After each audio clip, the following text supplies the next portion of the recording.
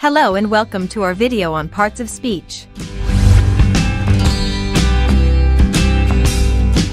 In this video, we'll be discussing the 8 basic parts of speech in English: nouns, pronouns, verbs, adjectives, adverbs, prepositions, conjunctions, and interjections.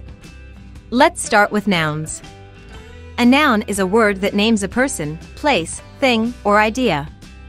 For example, John, New York City, book, and freedom are all nouns. Next up are pronouns. A pronoun is a word that takes the place of a noun in a sentence. Examples of pronouns include he, she, it, they, and who. Moving on to verbs. A verb is a word that expresses an action or a state of being. Examples of verbs include run, jump, sleep, is, and am. Now let's talk about adjectives.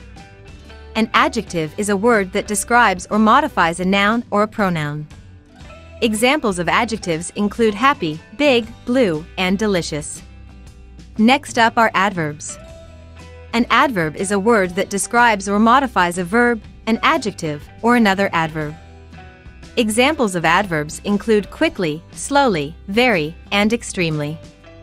Moving on to prepositions. A preposition is a word that shows the relationship between a noun or a pronoun and other words in a sentence. Examples of prepositions include in, on, at, and with.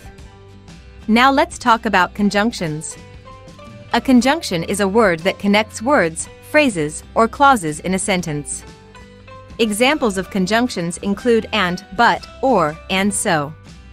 Last but not least, interjections. An interjection is a word or phrase used to express strong emotion or surprise. Examples of interjections include oh, wow, hey, and ouch. Let's look at some examples of how these parts of speech work together in a sentence.